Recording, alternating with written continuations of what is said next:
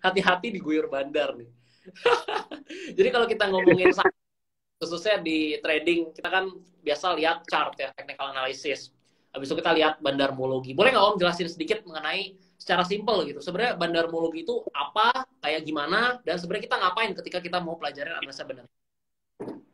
Iya, jadi bandarmologi itu adalah bahasa keren ya, bahasa keren. Ya nggak tahu siapa yang menciptakan ya gitu, kita nggak ngerti. Saya juga nggak tahu siapa yang menciptakan.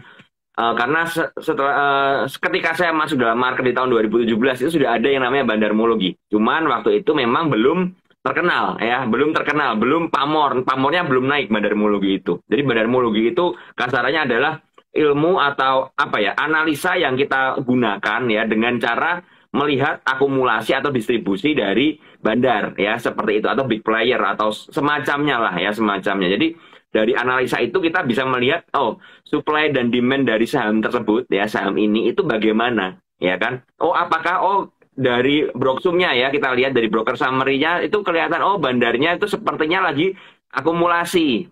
Bandarnya lagi distribusi, ya, lagi buang barang. Nah, itu kita pakai untuk apa ya? Untuk memperlengkapi sebenarnya. Untuk memperlengkapi, kalau buat saya pribadi ya, untuk memperlengkapi analisa teknikal, di mana ketika kita melihat sebuah teknikal ya, saham tersebut lagi berada di posisi support nih. Nah, kita melihat apa yang terjadi ya, ketika di posisi support, apa yang terjadi? Apakah bandarnya terus-menerus berjualan ya, atau bandarnya memang terus-menerus mengakumulasi sebuah saham. Ya, itu yang kita pelajarin, ya, yang kita pelajari, yang kita lihat. Jadi ini bukan untuk melawan technical analisa buat saya ya. Jadi kalau ada orang yang bilang mengcrashkan bandarmologi dengan TA, itu menurut saya ya nggak ngerti, mungkin ada kepentingan. Tapi buat saya pribadi, TA ini kita bisa perlengkapi dengan bandarmologi. Dimana ketika kita punya analisa teknikal ya, kita bisa melihat mapnya. Saham ini trennya bergerak naik. Bagus nih. Trennya bergerak naik menguji ke arah support. Nah, kita lihat bandarmologinya bagaimana.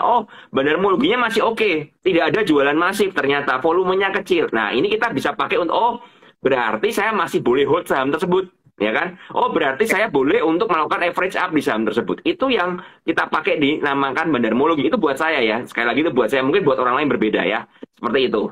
Oke, tadi Om sempat singgung nih bahwa ketika kita melihat bandarmologi ini sesuatu yang melengkapi nih technical analysis. Kalau misalnya kita balik nih Om, ya bisa nggak kita melihat dari sisi bandarmologi tanpa kita analisa chart nih?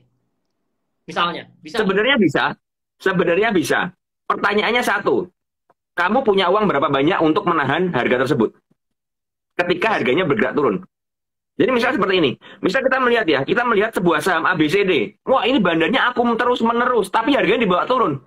Ya kan, misalnya harganya 1.000, bandarnya akum terus, average bandarnya berapa? Average-nya masih tinggi, 1.100. Oke lah, berarti kita bisa beli, kasarnya seperti itu. Oke, kita beli 1.000, jebret, ya gitu kan.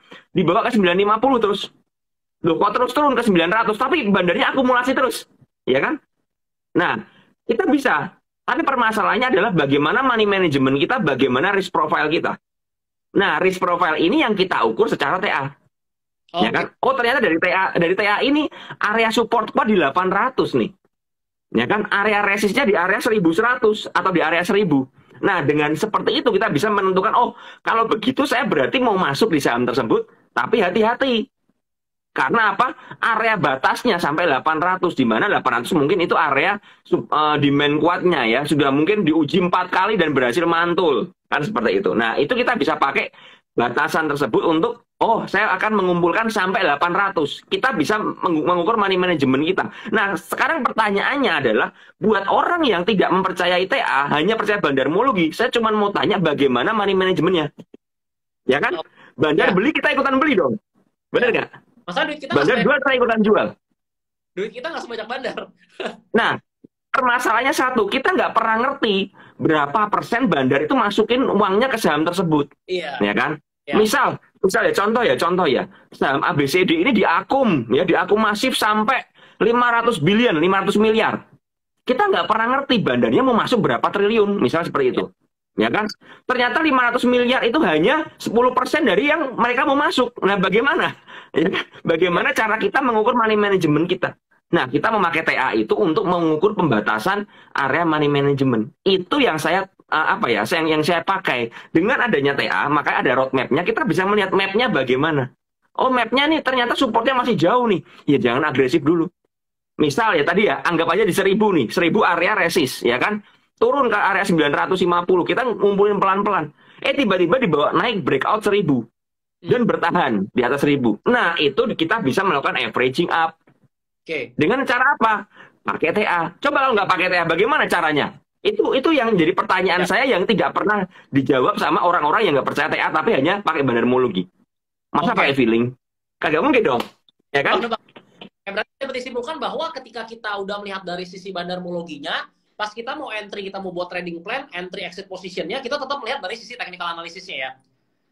Betul. Kalau saya pribadi seperti itu ya. Ini kalau saya ya, kan saya nggak ngerti orang lain bagaimana. Tapi kalau saya pribadi, saya melihat seperti itu. Ketika bandarnya cenderung akumulasi seperti itu. Contoh begini.